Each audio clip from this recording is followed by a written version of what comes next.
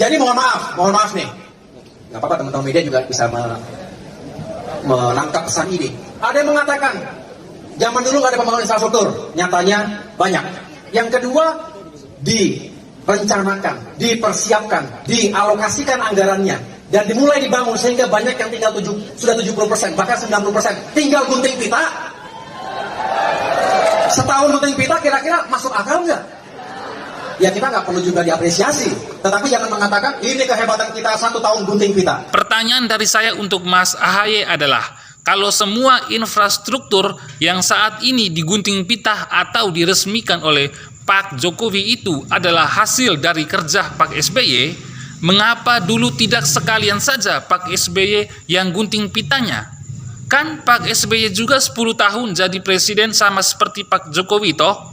Dan juga mengapa hasil kerja Pak SBY yang mangkrak seperti Candi Hambalang yang sekarang jadi sarang babi hutan itu tidak diungkitkan juga oleh Mas AHY sebagai sebuah mahakarya yang luar biasa yang kemudian meninggalkan kerugian besar bagi keuangan negara.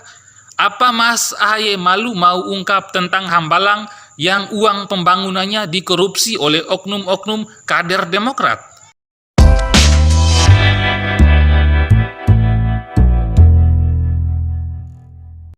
Nah, pemirsa, sudah lihat kan cuplikan video tadi? Ketika Presiden Joko Widodo lagi mengunjungi rakyatnya di Maluku untuk meninjau infrastruktur di sana dan memberikan bansos atau bantuan sosial kepada masyarakat Maluku, di Jakarta sana malah Agus Harimurti Yudhoyono alias AHY, Ketua Umum Partai Demokrat, sibuk nyinyirin prestasi dan hasil karya Presiden Jokowi. AHY mengatakan di zaman bapaknya SBY jadi presiden selama 2 periode, pembangunan infrastruktur nyatanya banyak. Yang kedua, direncanakan, dipersiapkan, dialokasikan anggarannya. Pembangunannya sudah mencapai 70%, bahkan 90%, tinggal gunting pita. Setahun gunting pita kira-kira masuk akal nggak? Tanya AHY kepada kader Demokrat. Nah, pernyataan AHY dalam kegiatan Rapimnas Partai Demokrat yang mengatakan tinggal gunting pita itu adalah sindiran atau nyinyiran terhadap pemerintahan Presiden Jokowi. Sindiran kepada pemerintahan Presiden Jokowi yang di tahun pertama menurut AHY sudah banyak meresmikan pembangunan dari hasil kerja Presiden SBY. Kalau penilaian dari pribadi saya memang benar, ada banyak proyek infrastruktur yang sudah dibangun di zaman SBY, tapi kemudian tidak tuntas, lalu dilanjutkan oleh Presiden Jokowi sampai pada gunting pita. Tapi Mas AHY tidak perlu membanding-bandingkan begitu juga lah, karena menurut saya juga kepemimpinan di Indonesia harus memiliki keberlanjutan. Kalau dulu pembangunan infrastruktur baru berjalan setengah, maka pemimpin saat ini tinggal melanjutkannya sampai tuntas. Kalau dulu baru direncanakan, sekarang tinggal dieksekusi. Dan semua yang dikerjakan, baik oleh Pak SBY maupun Pak Jokowi, adalah untuk kesejahteraan rakyat. Jadi Mas AHY tidak perlulah nyinyir terus. Lagi pula apa yang dilakukan di era SBY adalah hasil kerja dari Pak SBY sebagai presiden waktu itu, bukan hasil kerja atau karya dari Mas AHY kan?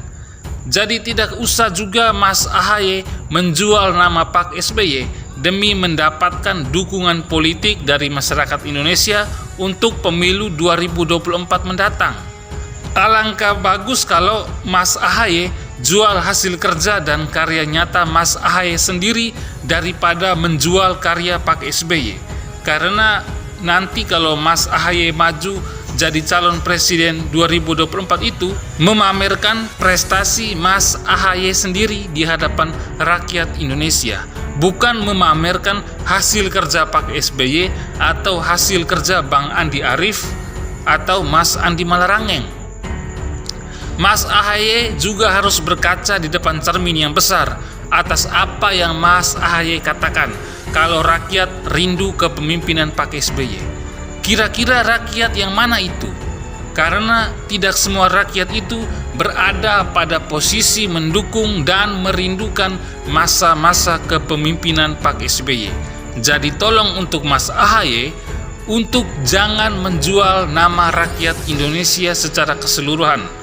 Lagian yang Mas AHY katakan adalah rakyat yang merindukan kepemimpinan di era Pak SBY kan? Berarti bukan Mas AHY yang dirindukan oleh seluruh rakyat Indonesia untuk menjadi presiden di 2024. Nah, mari kita kembali bahas lagi tentang nyinyiran Mas AHY mengenai gunting pita.